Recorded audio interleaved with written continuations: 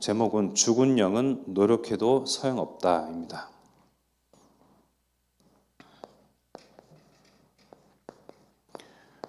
죽은 영은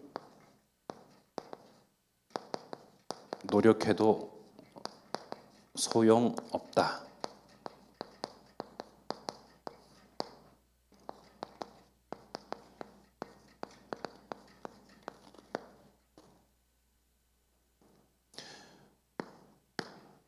우리에게 소중한 것이 있죠. 소중함. 여러분들 각자에게 사람마다 저마다 소중한 것이 있습니다. 내 생명도 소중하죠. 우리의 자녀, 우리 후대들도 소중합니다. 우리의 재산도 소중하죠.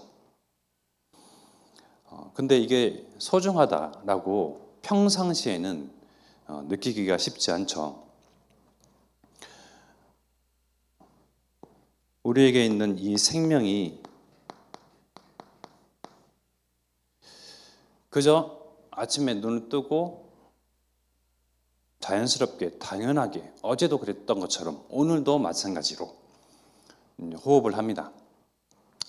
우리가 의식을 하지 아니어도 호흡을 하죠. 호흡을 하면서 이 생명은 또 오늘의 생명은 또 이어집니다. 심장을 먹게도 심장이 뛰게도 할 수 없죠. 심장은 그저 어제 그랬던 것처럼 또 오늘도 뜁니다. 그러기 때문에 이 생명들이 나에게 주어진 하루하루의 나날과 인생과 생명, 삶이 얼마나 중요하다라는 것을 몸소 체험하고 피부로 느끼기에는 어렵습니다. 그저 태어나서 당연하게 자연스럽게 되어지니까 하는 호흡과 심장, 뛰는 맥박들, 우리가 생명을 유지하기 위해서 어떤 생명 유지 장치를 내 몸에 부착을 하고 살진 않잖아요. 의식 없이 그냥 생명을 그야말로 누리면서 삽니다. 그러면 이 생명이 언제 소중하다고 느끼냐? 죽음과 가까울 때, 죽음과 밀접해 있을 때 생명이 소중하다고 느끼죠. 그러면 이 죽음을 어디서 볼 수 있고 어떻게 느낄 수 있습니까? 죽을 고비를 넘겼다 하는 각 개인의 체험도 있을 수 있고요. 가장 쉽게는 우리 이제 병원에 중환자실에 이제 가 보시면 죽음이 임박하여서 하루하루 힘겹게 살아가는 분들, 또는 이제 장례식장 이제 가면 다시 한번 이 나의 생명에 대해서 그저 그냥 누려왔을 뿐인 이런 하루하루의 나날과 생명에 대해서 조금이나마 소중함을 느끼죠. 그렇구나 하면서 느끼는 바가 분명히 있습니다. 또 소중함 가운데에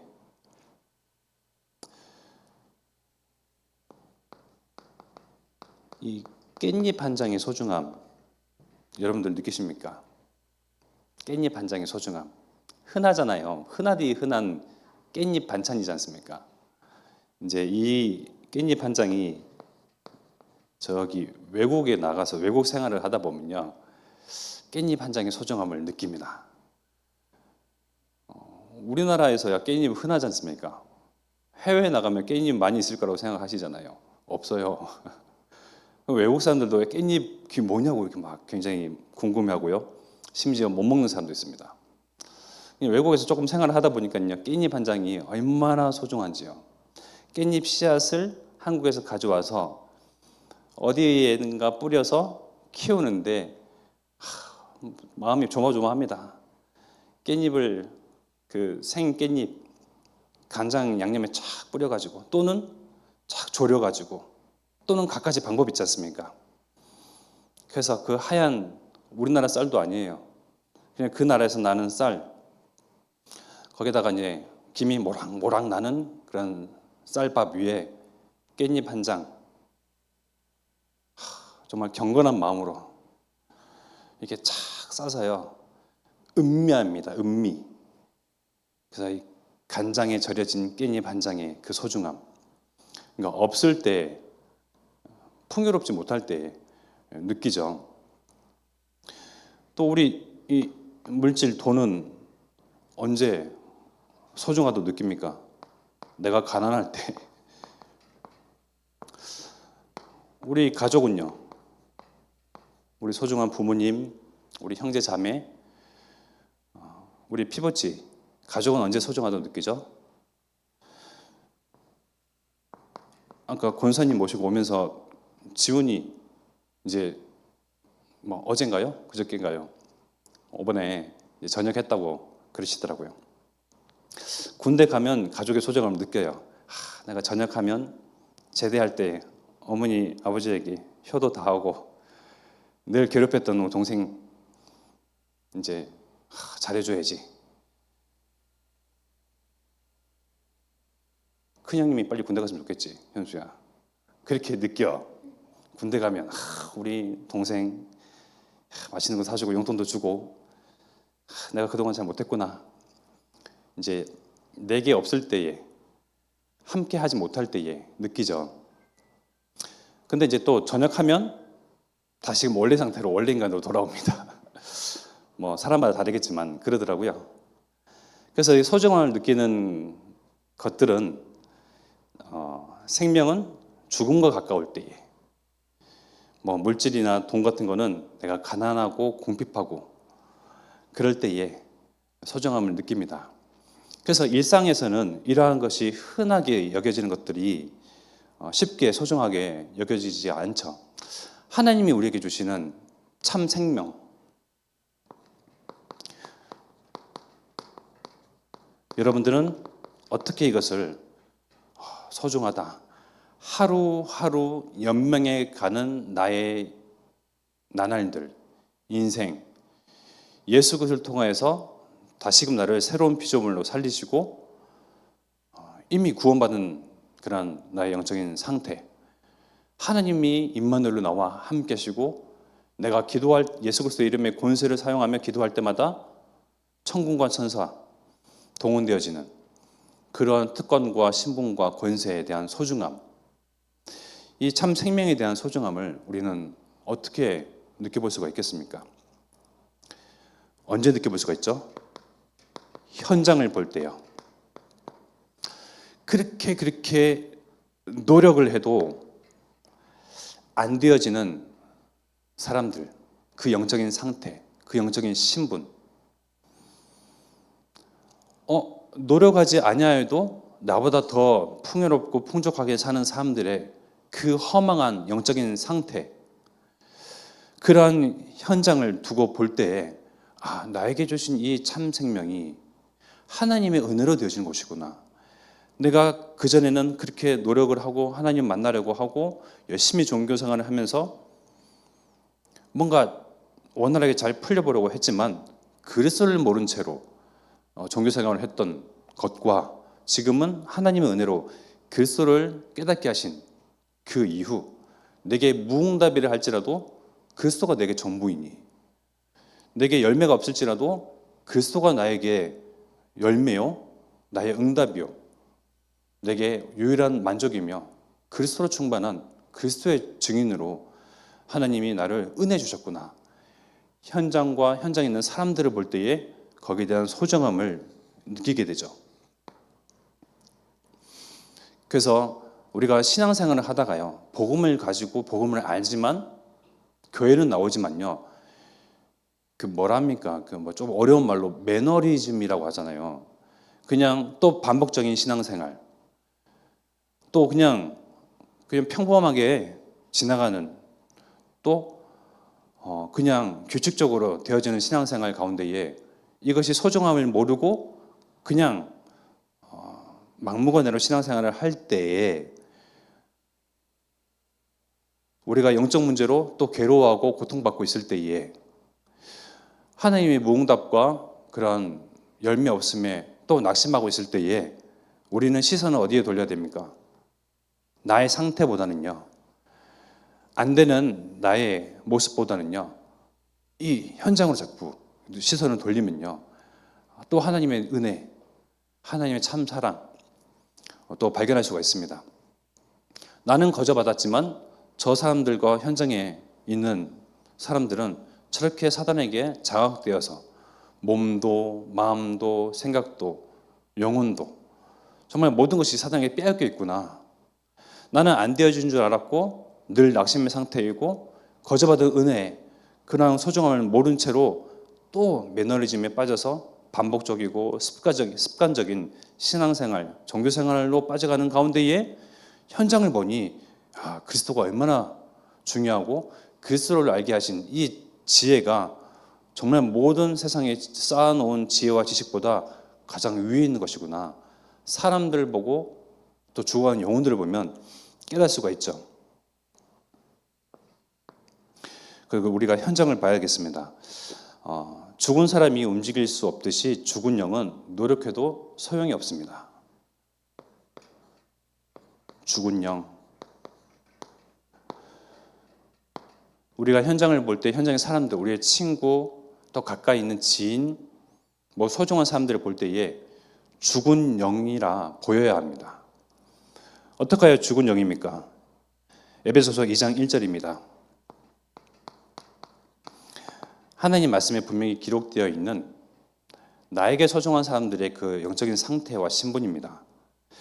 그는 허물과 죄로 죽었던 너희를 살리셨도다. 허물과 죄로 죽었던 너희를, 죽은 영이죠. 나무는 땅 속에 흙에 뿌리를 깊이 두고 거기서 영양분을 받고 자라나야 참 행복하며 그 생명을 이어가 나가죠. 물고기는요, 당연히 바다에서, 새는요, 새장이 아닌 훨훨 날개를 펼치면서요, 바람 따라 또 가고자 하는 대로 하늘 위를 날아다녀야 참 행복하죠. 지금 이제 수국이 피는 계절 아닙니까? 작년에 저희 동네에 이렇게 화단 쪽에 수국도 피우시고 또 이러한저러한 꽃들을 그런 이렇게 꽃 피우시는 어떤 할머니가 계세요. 저희 아이가 지나갈 때에 수국을 이렇게 따다 주시더라고요. 식물, 꽃, 이 수국은요, 뿌리를 그 땅에 두어야 할 때 생명을 이어나가고 예쁘거든요. 우리가 수국 보면 얼마나 예쁩니까? 근데 따다 주신 거를 받아서 집에다가 다 놓습니다. 그러면 하루 이틀 정도는 예쁘다. 어떻게 색깔이 이렇게 오묘하고 이렇게 좀 화사할까? 이거를 어떻게 사람이 흉내낼 수 있을까? 감상도 하죠. 느끼기도 합니다. 그러나 그 뿌리에서 잘려지는 순간, 흙에서 뽑히는 순간 이제 어떻게 됩니까? 죽게 되고 시들어 버리죠. 사람은 하나님과 함께 하도록 하나님께서 창조하셨습니다. 함께 하도록 창조하셨는데 그 비밀은 하나님의 영을 그 코에 불어넣으셨습니다. 하나님은 영이십니다. 사람도 영적 존재로 하나님께서 창조하셨습니다. 그러나 사람이 하나님과 더 이상 함께하지 아니하네요.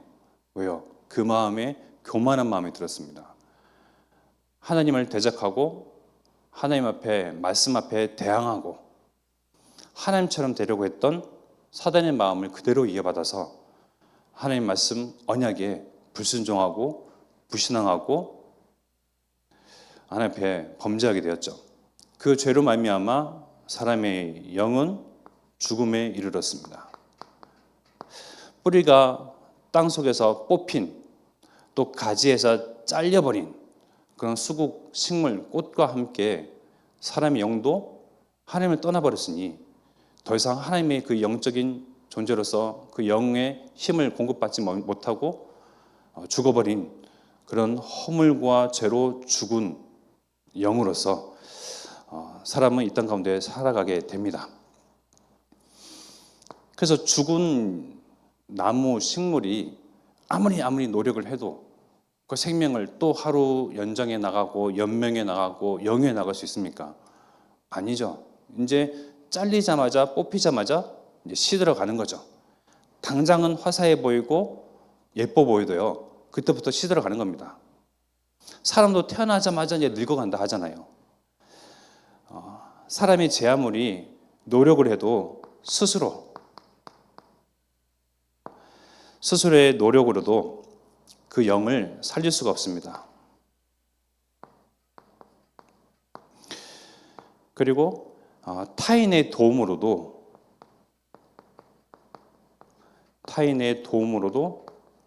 이 영을 살릴 수가 없습니다.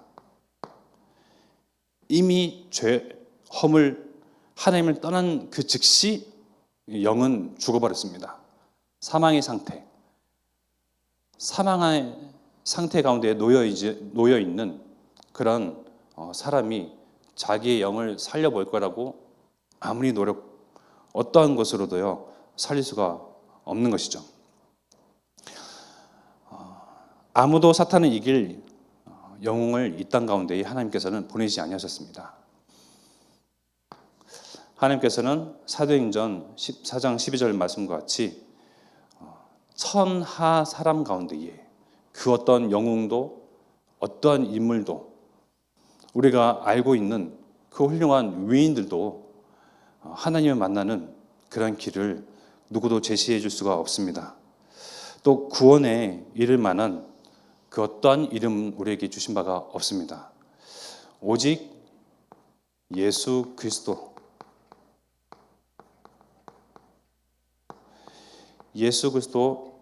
이 한 분만으로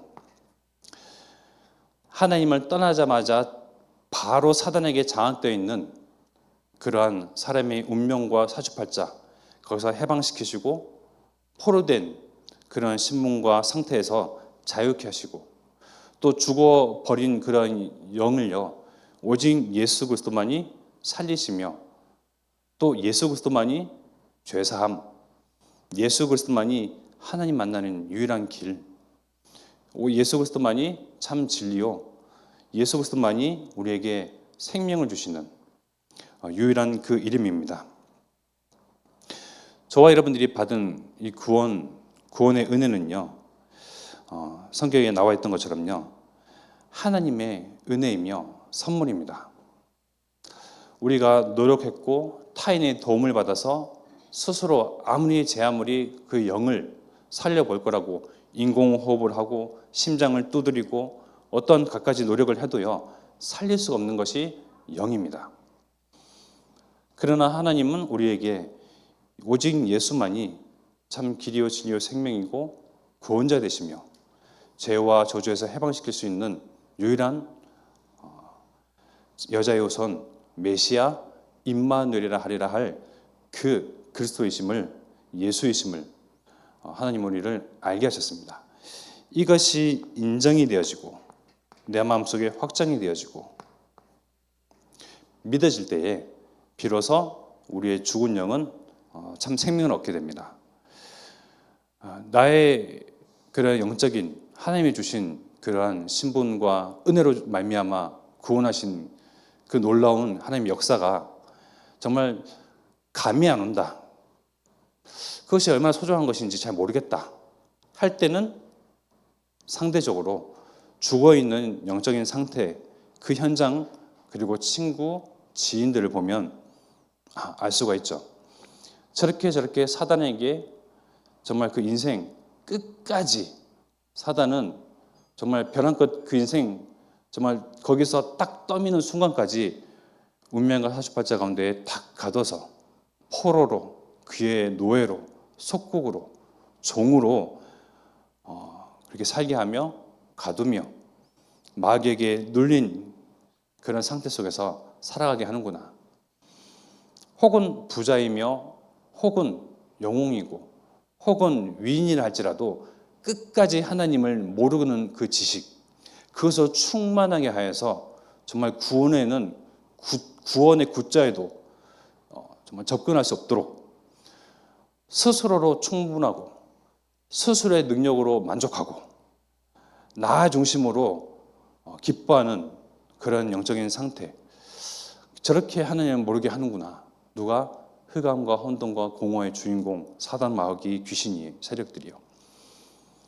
그래서 우리의 현장 가운데에 널려있는 죽어있는 영들, 그들 통해서 우리는 나에게 주신 하나님의 은혜, 그 참 생명의 그런 구원의 감격과 감사가 날마다 있어야 할 것이며, 상대적인 것이지만 또한 그를 통해서 나에게 붙이신 소중한 현장의 사람들, 그대로도 이 생명이 필요하고 구원이 필요하고 참 해방자가 필요하고 그리스도가 필요하는구나. 현장에 내게 붙이신 사람들, 그 영적인 사실, 영적인 상태를 정말 보시는 그러한 파수꾼, 그러한 사명 가지시기를 축원드리겠습니다. 그러면 이 죽어있는 영들에게는 필요한 것이 치유죠. 죽어있기 때문에, 죽어가기 때문에, 도무지 살릴 수 없는 상태이기 때문에 하나님께서는 우리를 이 시대에 참 치유자로 부르셨습니다. 사실상 우리는 예수 그리스도를 믿고 영접하고 시인한 동시에 우리의 운명과 사주팔자, 내 발에 묶여져 있는 쇠사슬과 어딘가에 갇혀있는 쇠창살, 그 모든 것으로부터 해방됐거든요. 사실상 해방되었습니다. 가문에 내려오는 영적인 대물림, 그 누구도 피해갈 수 없는 저주와 운명, 거기서 해방되었습니다. 동시에 참 치유 또한 따라왔죠. 그러나 우리는 또한 살아가면서 그러한 대물림, 풀리지 않는 것 같은 그런 상태, 그러한 흐름 가운데에 또 허우적거리고 또 거기서 발목 잡혀서 살아가게끔 되어 있습니다. 왜요? 나를 자유케 하신 예수 그리스도의 그 신분과 권세에 대한 누림이 예수 그리스도를 영접한 그 순간, 그때, 과거, 거기에 머물러 있기 때문이죠. 예수 그리스도는 어제나 오늘이나 언제나 영원토록 동일하십니다. 그 능력은 날마다 늘 우리와 함께 하시고요. 나를 날마다 재창조해 가십니다. 우리는 습성이 있습니다. 자꾸 대물림 속으로 빨려 들어갑니다. 옛 흐름 가운데로 또 빨려 들어갑니다. 아니요, 속지 말아야 됩니다. 우리를 단칼에 그 저주, 포로된 상태, 쇠사슬을 끊어놓으셨습니다. 그것이 예수 그리스도의 이름의 권세와 권능이거든요. 내가 치유되지 아니하였는데 누구를 치유하겠습니까? 우리 생각을 바꿔야 됩니다. 나는 치유되었다. 해방되었다. 모든 것이 끝났다. 그런 가운데에 우리가 영적으로나 육신적으로나 규모, 즉 그릇을 갖춰야겠죠. 규칙적인 운동, 식습관,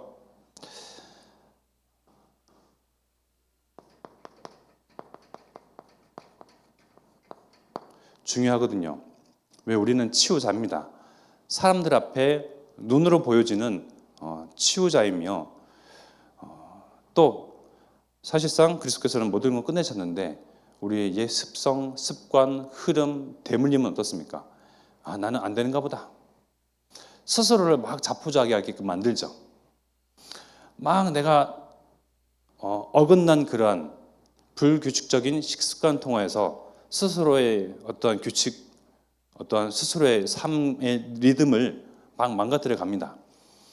그러면서 하나님은 역사하지 아니하셨다고 이제 핑계를 대죠. 그러면서 원망하기를 하나님에 대해서 원망을 합니다. 예수는 모든 문제 해결자, 예수는 그리스도라고 하시면서 왜 우리의 삶, 인생, 나는 또 망가져 갑니까? 우리가 불규칙적인 그런 흐름 가운데에 또 옛 습성이 또 옛 체질이 옛 모습 거기에 빨려 들어가서 또 그렇게 그런 흐름 가운데 내 몸을 맡겨버렸잖아요.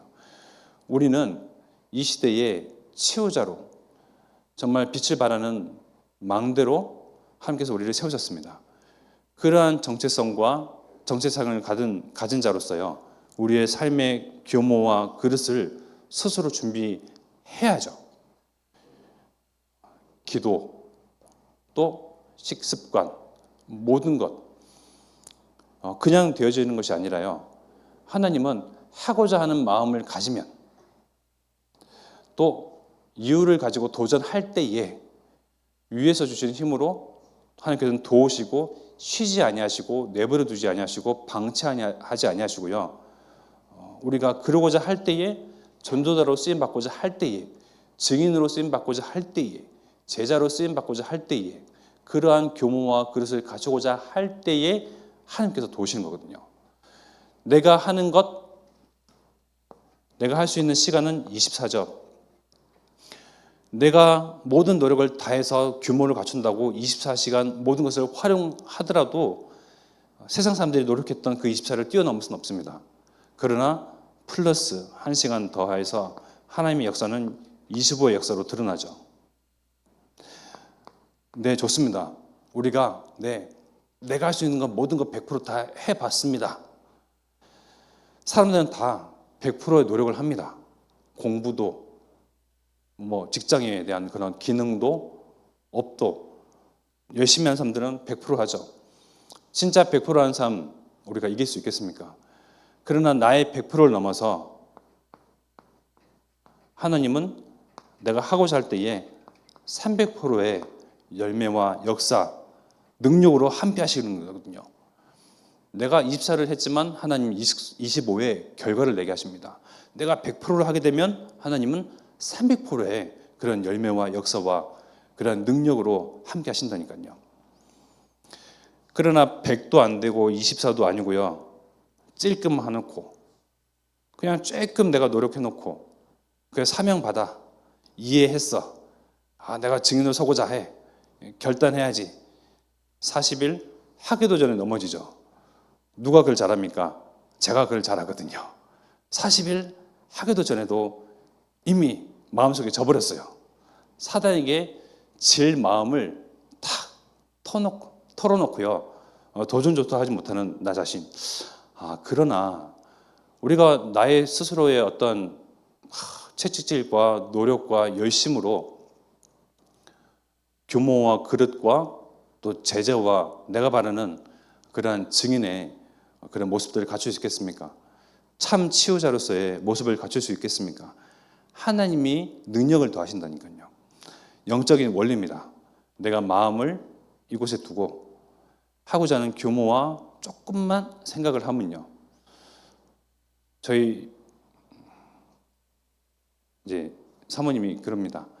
성경책만 딱 보고자 피면 하나님께서 분명히 영감과 능력과 지혜를 주신다. 근데 그 말이 다 저한테 메시지가 오더라고요. 안 펴져져요. 이게 모르겠습니다. 이게 한 2톤 되는 것 같아요. 안 넘겨져요. 하고자 하면 100%. 근데 하나님은 300%의 역사. 내가 할 수 있는 최대한의 시간 24시간. 근데 하고자 할 때의 하나님의 역사와 열매와 능력은 25의 결과가 나타난다. 왜 이것이 필요합니까? 우리는 치유자로서 세상을 치유하는 치유자로, 망대로 하나님께서 우리를 쓰시고자 하고 또 쓰임 받아야 하기 때문에 그렇습니다. 따라서 우리는 이번 주 강단의 말씀과 같이 기도의 파수꾼, 큰 결단해야 되거든요. 그러나 하고자 하는 마음과 중심만 있으면 또 하나님께서 힘 주시고 또 기도할 제목도 주시고 또 흐름을 보게 하시죠. 이 기도는 어떤 기도입니까? 다니엘서 6장 10절 말씀과 같이요. 보면 다니엘이 이 조서에 왕의 도장이 찍힌 것을 알고도 자기 집에 돌아가서는 윗방에 올라가 예루살렘으로 향한 창문을 열고 전에 하던 대로 하루 3번씩 무릎을 꿇고 기도하며 그의 하나님께 감사하였더라. 다니엘서 6장 10절. 기도할 수 없는 상황에서도 전에 하던 대로 시간을 정하고 그 삶의 규모대로 그 흐름대로요. 어떠한 상황 가운데서도 기도하는 기도의 파수꾼. 그럼 기도할 때 어떤 역사가 일어납니까? 다니엘서 6장 22절의 말씀에 보면 나의 하나님이 이미 그의 천사를 보내어 사자들의 입을 봉하였으므로 사자들이 나를 상해하지 못하였사오니 이는 나의 무죄함이 그 앞에 명백함이 오며 또 왕이여 나는 왕에게도 해를 끼치지 아니하였나이다 하니라. 조서에 도장이 찍혔습니다. 이제 어명이 떨어졌습니다. 왕 이외에는 그 어떤 누구에게도 절하지 마라. 그러나 다니엘은 그 어명을 어기고서라도 기도할 수 없는 상황과 환경 가운데서도 늘 전에 하던 대로 하나님께 향하여 기도했죠. 그 결과 이제 사자들을 풀어놓은 그 굴에 갇히게 됐습니다. 그러나 그 기도의 결과 하나님의 역사는 어떻게 늘어났습니까? 하나님의 25, 하나님의 300%는 어떻게 늘어났습니까? 천사를 보내셔서 그 사자의 입들을 봉해버리시는 역사가 분명히 다니엘서에 기록되었습니다. 그때 그 기도의 능력과 권세, 그것들이 지금도 이어지고 있습니다. 기도하고자 하는 사람들 통하여서요. 기도의 파수꾼을 세우신 저와 여러분들의 기도를 통해서 영적인 그런 흐름들은 그대로 이어가게끔 되어 있죠. 그리고 사도행전 3장 1절에 보면 제9시 기도 시간에 베드로와 요한이 성전에 올라갈새 정시기도를 이야기합니다. 기도의 파수꾼으로 쓰임받았던 증인들 제9시 기도 시간에 갔는데 성전 미문에 구걸하는 사람 있죠. 그에 만나서 정말 무엇을 얻을까 하며 성전 미문에 앉아있는 사람이 바라봅니다. 그러나 원하는 대답이 원하는 것이 주어지지 않죠. 그 증인들은 그들에게 무엇을 얘기합니까? 오직 예수 그리스도. 그래서 믿음으로 또 이제 되어질 거니까 시도해봐라. 일어나봐라. 이것이 믿어지지 아니하면 시도조차 하지 않겠죠. 성전 미문에 앉은 그 안전뱅이. 유럽에 지금도 가면요. 성전 미문에 돈을 구걸하는 사람들이 아직도 있어요. 그 구역들이 있나 봐요. 그래서 이 성전, 이 성당, 저 교회 자기 그 어떤 관할이 있는 것 같아요. 지금도 그러고 있습니다. 그 사람들에게 필요한 것은 돈이요, 또 건강이요. 그 이전에 죽어있는 영을 살릴 오직 한 분.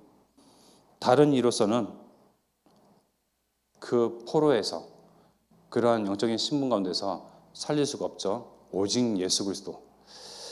오직 예수 그리스도만이 이들을 치유하고 살릴 수 있는 그 일의 증인으로서 정시기도 하는 가운데에 그런 역사가 일어났었습니다. 또 사도행전 16장 16절에서 31절. 사도행전 16장 16절에서 31절. 그 앞전에는 사도행전 3장 1절.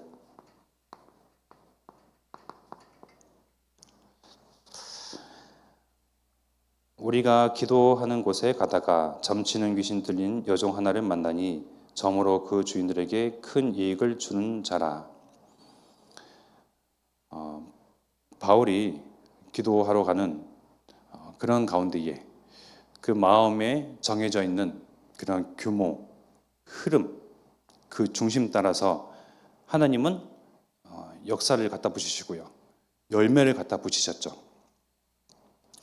이렇듯 우리는 이 시대를 살리는 치유자, 또 우리의 만남의 모든 만남과 또 업의 현장과 대상들은 예수 그리스도가 필요한 치유 대상자들입니다. 치유 대상자들의 모든 관심사는 그를 치유할 수 있는 영적인 의사죠. 저와 여러분들은 기도의 파수꾼뿐만 아니라요, 영적인 의사로서 우리를 하나님께서는 그 사명 주시고 세우셨습니다. 사람들이 아무리 노력을 해도 이미 죽어 있는 영이기 때문에 이제 소용이 없습니다. 그 누구도 타인도 그 죽어 있는 영적인 상태를 살릴 수가 없습니다. 오직 그것을 통해서 살아난 영, 정말 참 생명을 가진 자, 저와 여러분들이 현장을 하나하나 들여다보고 인식하고 파악하고 우리가 만나는 모든 사람들이 정말 죄와 허물로 죽어 있는 영적인 상태, 정말 오직 필요한 것은 예수 그리스도, 치유 대상자요. 또 나를 그들 앞에 치유자로 하나님께서 세우시고 내 능력, 내 노력, 내 열심이 아닌 하나님의 25와 하나님의 300%로 하나님께서는 우리의 현장을 문을 여실 것입니다. 그러기 위한 기도의 파수꾼. 그래서 문제와 위기, 갈등에서도 흔들리지 아니하고 막 절대 막는데 그 한 사람으로 현장 가운데 또 가문 가운데에 서시기를 축원드리겠습니다. 우리의 가정과 가문의 우리 후손과 자녀들과 소중한 사람들, 우리의 만남들은요, 그 한 사람을 바랍니다. 생명 가진 자, 나를 치유해 줄 수 있는 참 치유자, 또 구원의 길을 아는 자, 또 하나님을 만난 자, 영적인 존재들이기 때문에 그러한 하소연들을 막 할 수밖에 없죠. 그래서 우리가 인지하고 그들에게 필요한 것은 내 안에 계신 예수 그리스도, 한 가지 이름 예수 그리스도, 그 그리스도의 증인 되시기를 축원드리겠습니다. 이제 우리 마음과 중심과 생각과 양심해 주신 말씀 붙잡고 합심하여 기도하겠습니다.